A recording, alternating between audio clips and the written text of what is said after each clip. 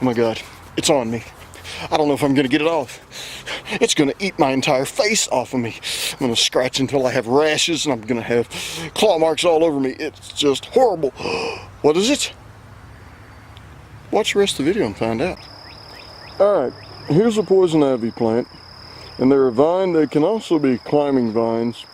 These are just on the ground, but they do climb. And you can see one back here that's an actual little stalk. I had sprayed a weed killer, specifically a broadleaf weed killer, on some plants on Sunday, and today's Wednesday following that Sunday. So what I wanted to do is, I looked for a very long time, and I was searching high and low for any way to deal with poison ivy, because along the fence row on the back side of my property, the poison ivy was absolutely horrible, and I am deathly allergic to stuff. So I, of course, couldn't go out and just chop it down. I couldn't take a weed eater to it, couldn't take trimmers to it. I couldn't do any of that because, of course, I'd end up with it on me and then have an allergic reaction and end up in a mess with, you know, the covering of pink calamine lotion or something, looking like some kind of freak out of a horror show. So a friend at work told me about this certain herbicide, and I'm going to take you in a second and show you the bottle that it comes in and tell you what it is and where to get it, but I'll show you what it does. Okay, this is it, and sadly I have kind of messed up the label because I was trying to scrub it off before I brought the camera in here. It's AM, looks like INE 400. The key thing there is underneath that it says 2,4-D weed killer. That's the key. Now this stuff is fairly significantly bad. You can see the little box down there and the little box up there. All of that is warnings of what to do in case you get it on you, get it in your eyes, get it anywhere near you. That being the case, getting it on your skin is not a good idea, and getting it in your eyes or mouth is really bad ideas. This is some extraordinarily potent weed killer. The first time I used it, I tried reading the instructions, and it comes with an entire book. I mean, when I say book, a pamphlet with it. And it's confusing, or it was confusing for me. So when I read it, I mistakenly put nearly a cup of the stuff for every gallon and a half of water. You know, like 7-8 ounces. That was extraordinarily overkill. That's enough to kill like elephants or something. You know, it's kind of like taking an elephant gun to a mouse. But it did do the job, and it did it significantly well. I sprayed with it the last time, I think it was 2 years ago. And right now, this past Sunday was the very next time I felt a need to use it. We're going to go out and look at some of the results. And I'm also going to show you some actual poison ivy plants that were in areas where I did not spray, to give you a comparison of what the plant looks like when it's not been sprayed and when it has been sprayed. Today is Wednesday. I sprayed on Sunday, so it's had from Sunday to Monday, Tuesday, Wednesday. It's had 3 days since the spraying. This is the 4th day, but you know, 3 full days.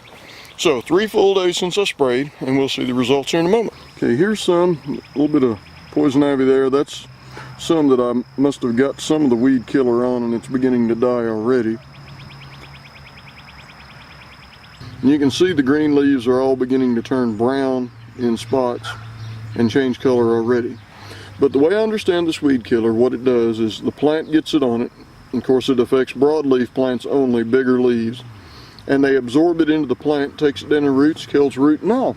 These are actual still living plants, and it was climbing, that's a good 10-15 feet up the tree. You can see the vines on it, but you can also see somewhat where the leaves are crinkling up and rolling up.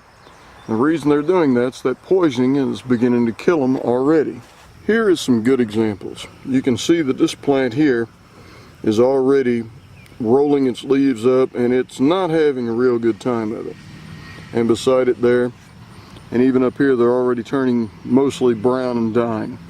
So this 2,4-D Anim 400 poison, and I got it at Tractor Supply, is very effective at destroying broadleaf plants. In fact, the stalk you're seeing here, that was poison ivy from 2 years ago when I sprayed that other time. And now it's just dead dried stalks. If you have a problem with poison ivy, climbing up trees, climbing fences, or just in a fence row, and you're allergic to it like I am, this is a really good thing to get rid of it with. And while I'm talking about poison ivy, another thing I want to mention is the myth that you can spread poison ivy once you've got it on you. That is not correct. Now, if you have freshly got into poison ivy and you still have the urushi oil on your skin or on your clothing, if you get that oil on yourself or on someone else, yes, that will put poison ivy on them. If you got a lot of oil on your skin, you may start showing a rash within 24 hours. A lot of people believe the myth that you can spread it by scratching it. Well, that's not true. It's believed to be true because the rash does spread. But the reason it spreads is you originally got a whole lot of oil, let's say between the fingers. Well, the rash appears between your fingers. And then you scratch and mess with it, and then you notice it going up the back of your hand. Well, it's not because you scratched and spread it, it's because there was a lesser contamination of that oil on the back of your hand. So the rash appeared between your fingers first, and then later it appeared on the rest of your hand due to the allergic reaction. And what I'll try to do is once I get in and start putting this video together, I will attempt to find the website I looked at before, years ago, that explained poison ivy, how it contaminates you, and what you can do to get it off of you.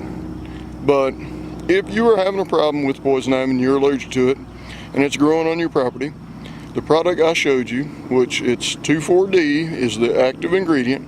It's Annum 400. I got it at Tractor Supply, and it's not real cheap, but it is extraordinarily effective. The gallon jug you saw in the video, I've had for 2 or 3 years now. And as you can see by the dying of those plants out there, I put about 2 ounces in a gallon and a half of water this time, which was a little excessive by what the manufacturer suggests. However, I figured when the stuff is 2 or 3 years old, maybe it might need a little more. And of course, the first time I used it, I was putting nearly a cup to a gallon and a half of water. I was way overkilling it. Hey, it worked, got the job done. Didn't kill me, didn't kill anything other than what I really wanted killed, which was broadleaf plants in the fence row. So it all worked out. That pretty much does it about poison ivy, and about the way to get rid of it, and the way to get it off your skin, and the way to deal with it. Remember also, if you're out messing with poison ivy, trying to get it off your property, and you use tools, well, that oil can sit on those tools for days or weeks. So if you use a rake, and then you end up with poison ivy, and then you've cleaned your clothes, washed yourself, and you still end up with poison ivy, of course, you go back a week later, pick up the same rake, and you've got that oil on the handle of it, guess what? You got a brand new case of poison ivy. So, word to the wise, the oil is the key. And the oil's in the leaf, it's in the stems, it's in the stalks, it's in the roots. So you can get it on you from any part of that plant. Have a good one, and hopefully you won't be itching and scratching.